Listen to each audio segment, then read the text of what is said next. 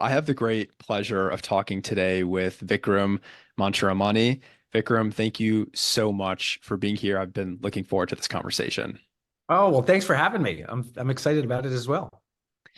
So, this podcast is really about seeing our interconnectedness and being able to listen to and comprehend and integrate different perspectives from across social and political space, from across the world, so that we can hopefully see the world in a new way. And that's why I was so excited and think you're such the perfect guest to be talking today about what you refer to as the generalist mindset. And you have recently written a book on this. And I think if people are watching on YouTube, they can see it behind you. I'll also hold it up here for folks. Yep. So I definitely want to get to what that means, what the generalist mindset means. But I was hoping that you could share a little bit with us about your background. I know that you come from kind of a working class immigrant family, and I'm curious kind of how your upbringing and background maybe shaped the sort of mindset and the framework Sure. through which you see the world today. Yeah, well, it's a great question. And like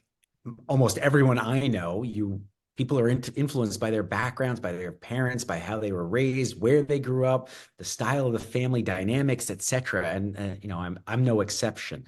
So, as you mentioned, I'm the son of two working class immigrants that came to this country from India. And in fact, my dad says he was a refugee from India to India. And it sounds sort of like a contradiction, but it's not because he grew up in Karachi back when it was part of India before the British created Pakistan. And so he and his family were on the wrong side of the line, so to say, and fled. They fled what was probably best described as a genocide, where they were Hindus in a Muslim country that had just been formed. And so they went over to India. And then my dad had this exploration instinct and did a handful of work assignments in Africa and heard about this amazing land known as America, where it didn't matter what your father did, it didn't matter what background you came from, that people would judge you by what you contributed and that you could do anything regardless of your background. It's land of opportunity.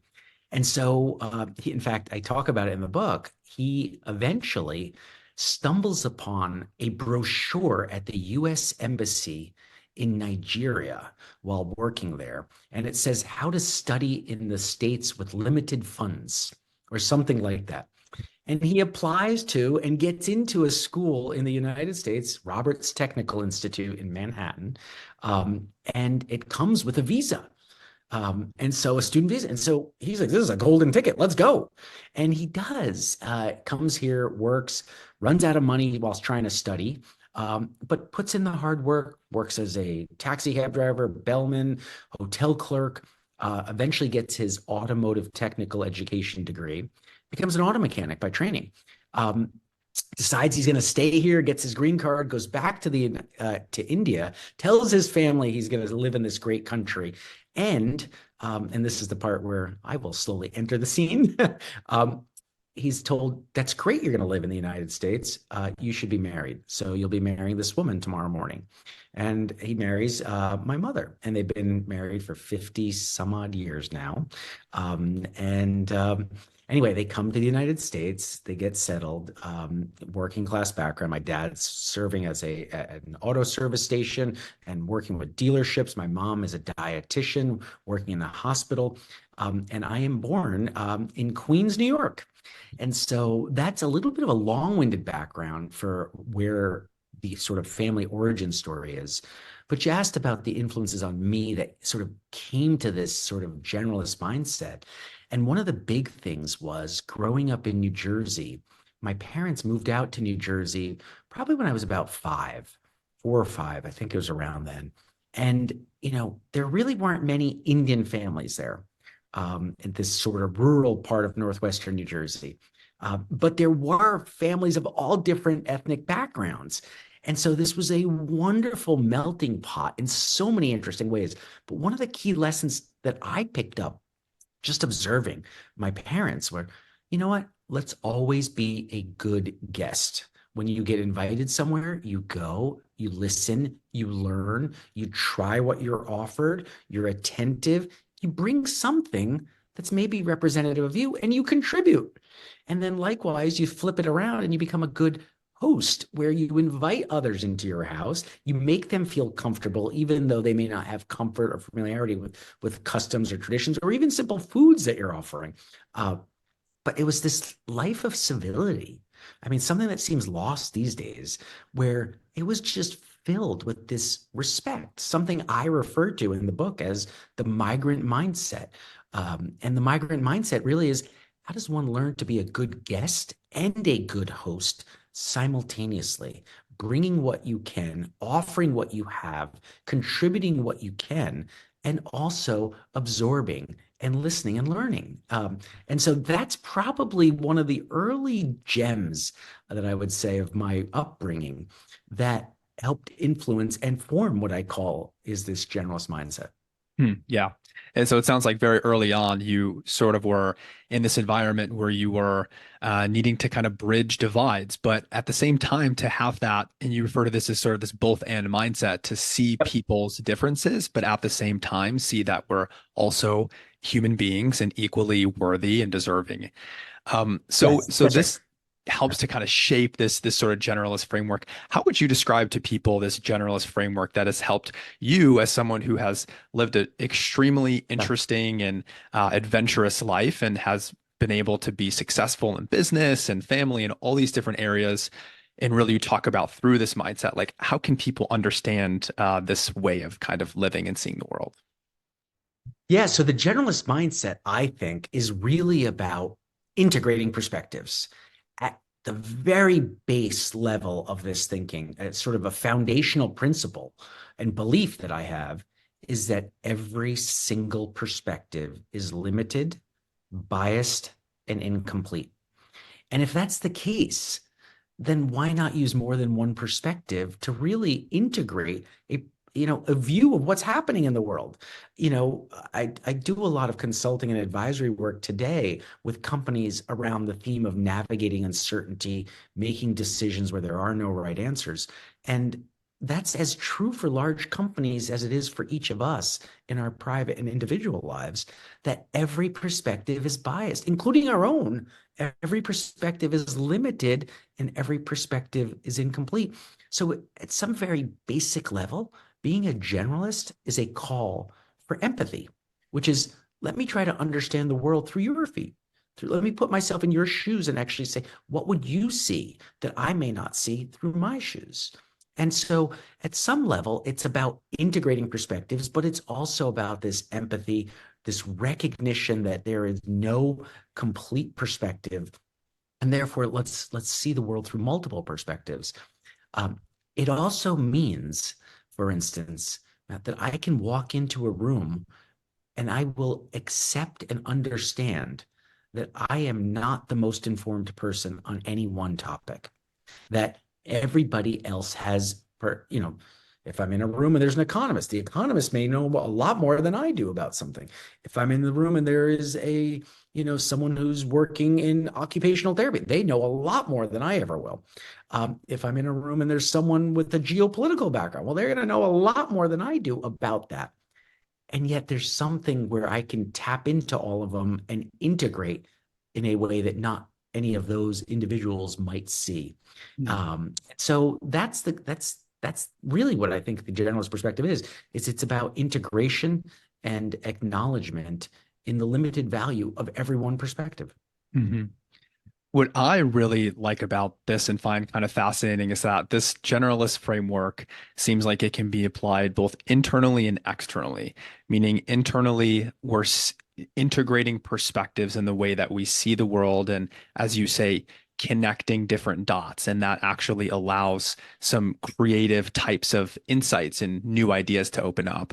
And then externally, as you just mentioned in the example, as we're relating to each other interpersonally, recognizing that our own perspectives are incomplete and biased and being able to integrate and connect those dots so that collectively we can come up with new insights and solutions to problems. And so that's a really cool thing. Yeah, it's look, I hate summarizing it or boiling it down to this.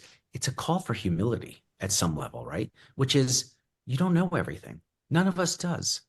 So why not actually do something that I actually reference in the book that my father said as I was growing up. He said, you know, God gave you two ears and one mouth. How about you use it in that ratio, right? Which is if we all listened a little more and talked a little less, we might learn more about each other and find that common ground and also come up with unique solutions to some of the toughest problems. So yes, that's exactly right. Yeah, so on that note of kind of listening to one another, and certainly in the kind of political landscape that we live in today, I wanted to ask you about that, but I have a quote from your book here, and you say, Okay.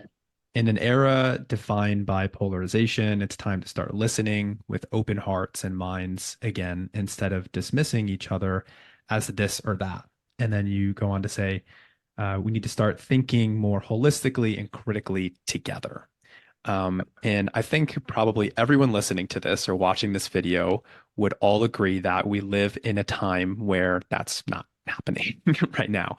We're Yeah. becoming even more siloed and divided and polarized. So I'm just curious, like, why do you think this is happening? Like, why are we moving more into this to maybe us an either or type of thinking or a specialized type of thinking versus the mindset of both and or the generalist mindset?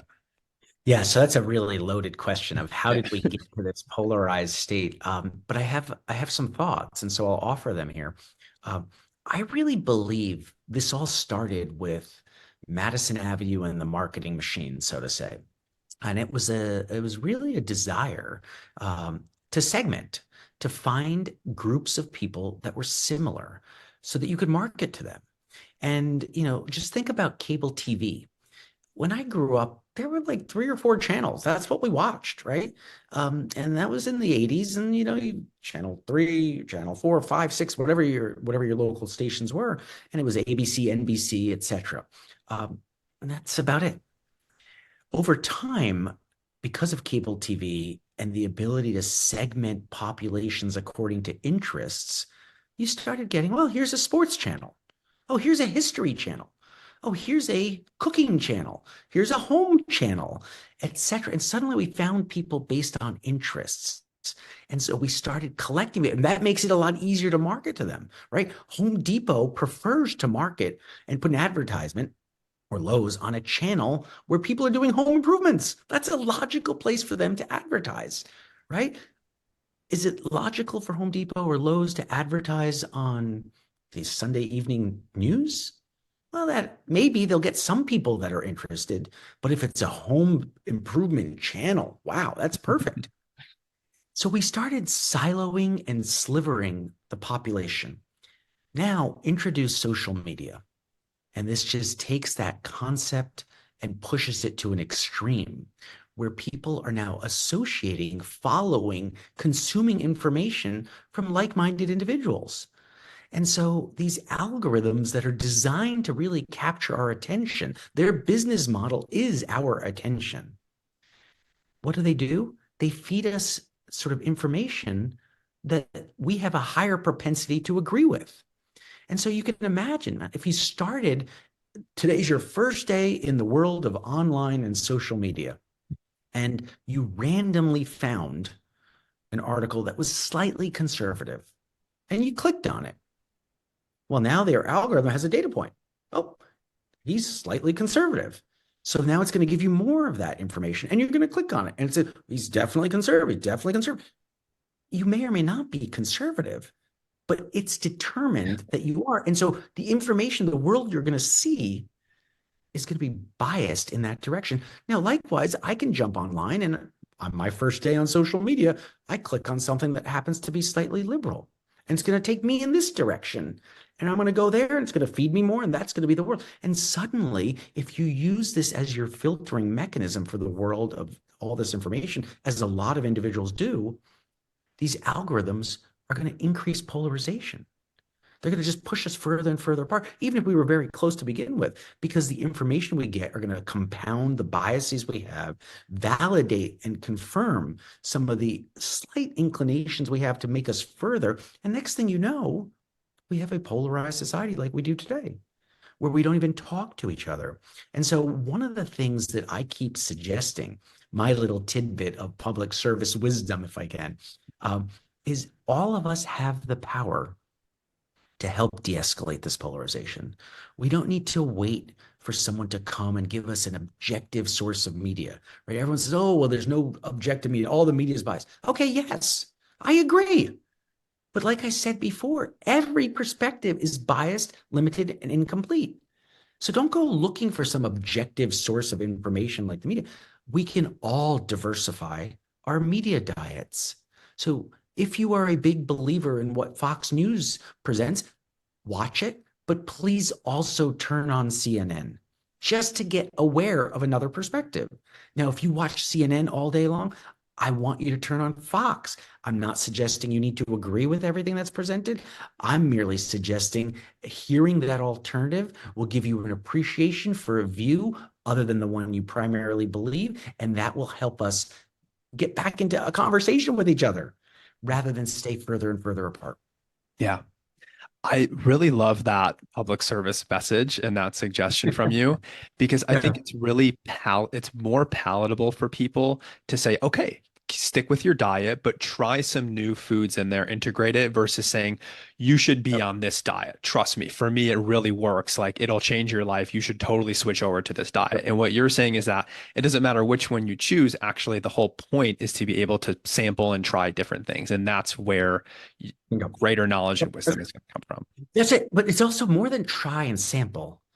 Expose yourself to these ideas. Expose yourself to ideas that you don't necessarily agree with constantly, or from people who you would not naturally interact with.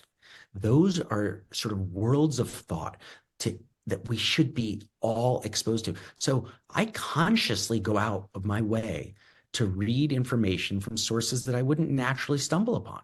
And that can be whether it's even, in the business world, I'm not really a techie, but I make sure I read Wired magazine and flip through it, right? Why? Because that's a very tech-focused magazine. And so they give me new ideas. I read MIT Technology Review. Again, do I really understand sort of the microbiology of cracking cancer? And no, but a little bit of exposure. So that's from an industry perspective. But likewise, you could just pick up a couple of news magazines and get different perspectives on the same dynamics, right? I think something like the Washington Examiner and the Economist, I read those two and they provide different worldviews. So again, almost however you do it, increasing your exposure more than just a mere sample. That was the one tidbit I wanted to emphasize. Mhm. Now, if someone is maybe listening and thinking, okay, this sounds great, but I also know that being a specialist in something can really pay off in a way by really narrowing your focus and training in a specific field. And I don't want to expend my energy putting a little bit of, I don't know, yeah, energy into this and this and this and this and this at the same time. Make the argument that being a generalist has an upside to it, or why Yeah, this might well, be. no. So first of all of us are part specialist and part generalist because we're whole human beings, right? So even if you are a professional specialist, you're a heart surgeon doing cardiothoracic surgery only, and that's what you specialize in. My guess is when you go home, you might have to cook. When you go home, you might have to parent. When you go home, you might have a squeaky door that you're really annoyed by. When you go home, you might have to do other things. You might have to landscape. All of us are generalists and specialists, and these are gradations. So it's easy to talk about it as you are either this or that, but all of us have some degree of generalist in our lives as human beings operating on this planet. And so what I'm merely suggesting and have suggested has worked for me, and I would suggest others at least consider it, is being more generalist, even in your professional domains, being more generalist, even in those areas where you're specialized. But to your point, I think there's a very valid argument to be made that the returns to specializing from a professional perspective early in one's career are definitively higher than the returns for being a generalist earlier in one's career. And that's because you offer something useful. You stand out. You are different. You're differentiated, right? You have a skill or an expertise that you're able to offer that others don't. So being narrow and specialized is, in fact, useful. Now, I would merely suggest that that has been the case historically, and it's unclear if that will be the case going forward for a couple of reasons. One of which is artificial intelligence is coming rapidly for those domains where expertise was based on information or repetition, right? So we know AI and software and algorithms are coming towards those domains. I'm not sure being a specialized paralegal focused on intellectual property litigation is a recipe for long-term success today, right? Hmm. That might have been the case before for someone who wants to think about a legal career or maybe wants to go down that path. Like, but nowadays the AI is able to conform and sort of integrate lots and digest lots of information, perhaps more quickly than a human ever will. And if it's knowledge like that that's critical and knowing which case is where and how it applies, I get a little nervous. A generalist, however, someone who's crossing these domains of expertise and these silos of expertise, um, really is effectively packaging up judgment, right? So this is probabilistic thinking in uncertain domains. Now that there isn't a recipe for that. It depends on a lot of things. And so the reason I say being a generalist often is the result of an apprenticeship. You spend a little time here, a little bit of time here, you learn to think in different models, then you form your own way of viewing the world. I think that's actually in the long run going to prove more useful for more people. So when I hear of young professionals beginning their career, yes, go specialize, go become an investment banker for a couple of years. But after that, go try some marketing or go try some international, business development or go try some operations in a different industry and create through a sense of a portfolio of experiences a de facto generalist in yourself, right? So it need not be just either specialist versus generalist. It can be a multi-specialist that keeps going and adds different specialties and experiences. And in the end, you turn out to be a generalist, which is cool. Nice, nice, great. Um, I'm curious if you think like in our world today, which is it seems like there's more change, more uncertainty, more unpredictability. Do you see the generalist approach as, um, I guess, a better way to help mitigate instability? In other words, like is it the approach that's needed actually to best navigate a world of very rapid change and uncertainty? Okay. Yeah. So I'm glad you used that second phrasing of it as navigate uncertainty. So that's how I describe it is navigating uncertainty, not mitigating or lessening or eliminating uncertainty, because I don't think we can do that. Hmm. The world is so interconnected that I think it requires a generalist logic and mindset to look across seemingly irrelevant domains to connect themes and developments to form an understanding of what's happening. And that will help you navigate uncertainty. I'll give you an example from, geez, probably 15 years ago, but I think it's instructive. So the United States in the early 2000s started the renewable fuel standard, and that actually ended up driving a lot of demand for corn as corn went into ethanol. Um, well, that policy ended up creating food price pressures throughout the world as more and more consumable food was spent in terms of developing renewable fuels. Could that have been a contributing factor to the food riots that led to the social unrest that changed all of North Africa and during the Arab Spring? The governments, could that have been a catalyst that brought down the Mubarak regime of Egypt? Well, if you were a business person operating in North Africa, should you have paid attention to the renewable fuel standards in the United States? Maybe, maybe not. But if you were scanning broadly, as a generalist might, you might have connected those dots. You might have been aware of the fact that, hey, these things are interconnected. Food prices are going up. Oh, here's an article that says food vulnerability is highest in North Africa. Could it have led to understanding the uncertainty a little better? I think so. One of the things I talk a lot about is when thinking about the future, we need to stop thinking about the future. We need to start thinking in terms of futures. Because if we use scenarios and think about what could happen, that's going to help us understand our choices in the present as we face a world of multiple futures. So yes, I do think a broad-minded, dot-connecting, generalist logic that crosses silos will help individuals and companies and professionals navigate uncertainty better than a specific specialized approach would. Last analogy, if you don't mind, Matt, I'll just Please. No, no, share. no. I love it. Um, I think this analogy sometimes works for people to grasp what I'm getting at, because I do think the generalist approach helps you navigate the world, and that's useful in terms of thinking of scenarios, but it also helps you see the world differently and make sense of it in different ways. So if we think very simply as a specialist is a man or woman running around with a hammer, right? So when they see a silver shaft with a flat top on it, they naturally think it's a nail, right? So, okay, I have a hammer. Here's a flat top, long silver shaft. It's a nail. I'm going to hit it. But if you're carrying not just the specialization of a hammer, but you have other tools in your toolbox, what if you have a screwdriver or possibly a wrench?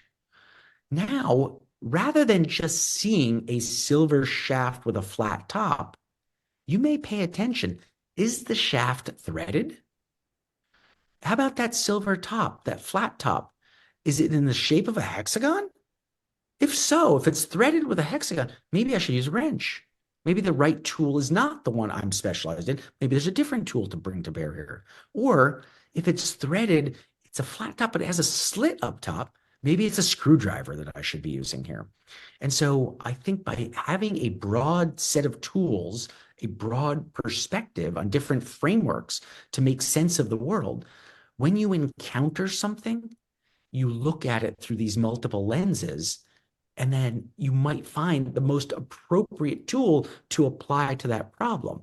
Now, I'm not saying a hammer wouldn't drive a screw down through. You could do that. And in fact, I think intellectually, some of the frameworks we apply in life and that specialists lead us through, that's exactly what they're doing. It sort of works. It's not the best way to do it. Sometimes it works without any real ramifications. Sometimes it causes chaos, right? And so I think finding the right match of how to make sense of the world we're in with the world we're in is important. And a generalist who understands multiple lenses, frameworks, perspectives is better suited to make that match happen. Hmm. So that's how I think of it. I have driven a screw into the wall with a hammer, and I can say that both on a very literal level and probably metaphorical level. It's just not a Yes, good a lot of idea. us have. No, look, a lot of us have, right? I'm sure I have too. But intellectually, I love that analogy because the truth is there's even all sorts of other things that you can bring to bear. The match between the framework to make sense of the world and the dynamics you're facing in the world, I think you have a higher probability of matching an appropriate framework with the current situation you're facing if you have a generalist sort of breadth of tools to apply. Mhm. Mhm. Yeah. It makes me think about, so I've talked on the podcast a little bit, and I'm very kind of interested in pragmatism in the world and taking pragmatic approaches. And it sort of makes me think about you giving the analogy of, or the example of looking at kind of how everything is interconnected and the effects of one thing on something else in the world and having this broad framework. So I think a lot of the times we become fixated on ideas and policies that seem good, right? Like this seems like the compassionate thing to do is whatever it is, to let's just give the example of climate change, and maybe you have a specific example here, but right, it seems like the right thing to do, whatever our policies are. It seems like the kind thing, the compassionate thing. And at the same time, maybe within a narrow framework, we're not understanding how everything is connected in the world. And maybe a policy policy that we're advocating for that seems compassionate could have negative effects for someone across the world that could then come back and affect us in a negative way. So I guess I'm curious if like any other examples come to mind of this sort of narrow thinking and how at the end of the day, it's not necessarily the most pragmatic approach if we're not understanding the interconnectedness of everything. Yeah, well, look, let's stick with climate change for a second here, because I'm going to even suggest that sometimes we go in a well-intentioned approach to produce an outcome that hurts us while not necessarily benefiting the climate, right? So let's just apply a lens that I think far too few people apply to climate change, which is a geopolitical lens, right? What if we put it in the context of a US-China rivalry and we started saying, wait, is this a geopolitical domain of competition? Is it possible that, in fact, China is eager to have us self-constrain, self-limit our use of hydrocarbons and other energy sources that power our economy here in the United States, that enable innovation, that provide economic growth, that lower inflation, that take away resources from individuals like, Vladimir Putin or the Iranian regime, because we lower hydrocarbon prices. Is it possible that China may want that in this world? Is it possible that they themselves are using the lower carbon emissions from the same planet they occupy because of our limitations for them to put up 2 new coal-fired power plants per week as they currently are doing? Wait, they said they would limit their emissions starting in 2030, but right now they're ramping up their emissions faster than we can limit ours. Is it possible this is just a domain of competition, and that if we apply that framework, that actually you come to some unconventional conclusions, right? I mean, one of the unconventional conclusions that I'm increasingly believing is valid is the United States should pump as much as we can out of the ground in terms of oil and gas as quickly as possible, for the reasons I started articulating, but I'll add one more. So yes, it would lower inflation in America. That would enable, if inflation is a tax on the poor and working class because they spend more of their money on required goods and services, then we're actually reducing taxes on the working class of America. It's not a bad thing.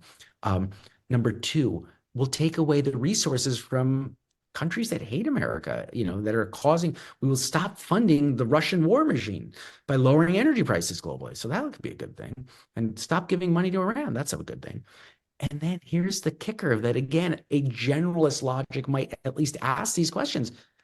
Could we actually help the environment by pumping oil and gas here in the United States? And the answer, I think, is yes, because we have environmental regulations in the United States and North America and Canada too, where we don't dispose of methane in the environment. We don't burn it off. We don't actually dump drilling fluids into, drinking water supplies. We are environmentally, sound in our production of oil and gas. Now, my guess is if we don't produce it and the world wants it, it's going to come from Kazakhstan or Indonesia or some other marginal producer of oil and gas. And that might actually do the world more harm. And so, again, I don't want to make this political, but I do think that's not a bad example to think about how a generalist, wide angle lens view of thinking about a challenge like climate change might lead to different conclusions, might lead to a different set of options for all of us to think about, right? Like, what if we just grew our economy as fast as possible and we invested a lot in the next energy? What if we took an innovation approach to this rather than hey, we're just going to stop utilizing something that's useful? I don't know. So anyway, long-winded, rambling part of an answer to a question that I'm not sure you wanted us to go there, but I went there. So sorry. No, I did want to go there because I wanted a concrete example. And I think that whether it's that example or anything else we take, and whether, someone, agrees or not, it's the point is to be able to think outside of the box and to think of things at the end of the day that end up serving the cause that you're trying to serve. So if we really care about the environment, we really have to think big about that and think about, okay, actually at the end of the day, what is actually going to help in like realistically in the world, versus being so attached just to the ideologies and the beliefs that I have that might not serve the thing that we're trying to serve at the end of the day. So that was Yeah, that's very exactly right. helpful. It's fascinating because I think, look, I do a lot of work in the global business environment with large companies that, have multinational operations. And so geopolitics is something that historically, in the last 40 years, most business consultants, most academics, and most thought leaders in this world were suggesting, oh, economics is a driver. We're going to have free trade. We're going to have lower tariffs, less protectionism. The world is more interconnected. Globalization's a good thing. That is no longer the case. And part of it is, I think, because of globalization, led to a lot of people being left behind within countries, right? So, okay, what did that lead to? That led to a fertile political ground that led to populism and nationalism, again, not just in the United States, but around the world, because there were many individuals in many countries who lost out to globalization. And so, again, the backlash that comes from a seemingly really good idea may undermine it in the long run. And you can see that through different lenses, right? So today, geopolitics is a major driver. It wasn't 10, 15 years ago. Many corporate boardrooms are worried about that. So that's a new lens they're now trying to incorporate. Hmm. So good. Yeah. I want to ask you, Vikram, before you go today, and this is a tough one, but what kind of trends do you anticipate seeing in the world, or what can we anticipate seeing in the next, let's say, 1 to 5 years or so? Yeah. Well, I love the fact that you asked with the 5 year, that you mentioned 5 years. So, one of the things I've done for the last 10 years, actually 10 years publicly, a handful of years even before that privately to my clients only, but I don't want to go back and have a sense of revisionism here. So, for the last 10 years publicly, you can find I've put out a set of rolling 5 year forward, I, I would say predictions, and that's how often it's labeled, but instead, I think of them as global developments to watch. Mhm. And so every year, starting in 2015, it was 2015, I said, here's 15 global developments to watch over the next 5 years. In 2016, there's 16, 17, 17. So it was a little gimmicky, intended really to just provoke thought. And I don't seek accuracy. So this is the interesting tidbit, which I think is useful in illustrating the generalist logic in action. Accuracy is not my goal in putting out these predictions, because accuracy is a little bit hard to come up. I mean, you can be right or wrong in predictions about the future, and I'm not sure that tells us whether the prediction was useful. So usefulness in terms of provoking thought is Mhm. my objective in all of these prediction sets that I put out. So there's a whole bunch of them, and I'll let your listeners, we can find them or share them. But if you just Google search Mansharamani and predictions, I'm sure they'll pop up. But a handful of the big ones that I talk about are this world that we're in is currently bifurcating into two global economic ecosystems, right? One led by China and its allies, and you definitively put Russia and Iran in that bucket, probably North Korea as well. There's a handful of other countries. And then a whole nother economic ecosystem led by the United States, Canada, Australia, the UK. And then there's some other countries which we're unclear about, right? Which direction will India go in? Worth watching if you're a global affairs or a global business person. So that's one big trend and theme. I say, hey, watch that over the next 5 years. Hmm. On a 5 year view, I actually think we need to start thinking about whether deflation is a bigger risk than inflation. Now, how do I get to that? Again, a generalist approach leads me there. Well, one thing I look at is demographics. What's happening to the world's population? Well, it turns out the world's largest economies are all aging. The United States is aging, Europe is aging, Russia's aging, China's aging, and Japan is aging. And what happens when individuals move to fixed incomes is they tend to spend less. And so spending less is less demand. What's happening in the world of technology? We're seeing advancements. We're seeing more production, more output with the same or even fewer inputs. What is that? That's more supply. So just take those two. I mean, I have lots of lenses we can bring to bear, but those two lenses point to less demand and more supply. Now, we don't need to be a PhD economist to understand that when you have supply rising and demand falling, prices fall. They don't rise. Is it conceivable that after we get supply chains fixed in this post-COVID era, that in 5 years' time, we'll be more worried about falling prices rather than rising prices? Maybe, again, a thought-provoking exercise that we should think about, because you would change your portfolio, you would change how you think about the world, governments, central banks. A lot of individuals would need to think differently if that were the case. Hmm. So that's another sort of development or trend that I'm watching to see what happens. I also think from a social perspective, some of the stuff around ESG, the environmental, social, and governance ideas, great ideas that I think are worthy of pursuit, are being implemented in ways that are actually contrary to those very objectives and creating a backlash that I think we're going to be feeling in the next 5 years. Hmm. Meaning, I think this ESG, which was a reasonably sound logic, taken to extremes, is now an unsound logic. Hmm. And so the spectrum of shareholder capitalism and stakeholder capitalism, I think we're going to see a swing in the next 5 years away from this stakeholder style thinking back towards shareholder style thinking. And I don't think that's a bad thing, actually. I personally am an unabashed capitalist who believes in shareholder capitalism, which is, a company should, of course, recruit diverse talent, but not because of some DEI mandate. They should be recruiting the best talent because they should get the best talent. That's what they should do as a business, right? Regardless of race, gender, religion. And by the way, that's required by law. So a company should probably care about the environment. You know why? Because their employees live in that environment and breathe that air and drink that water.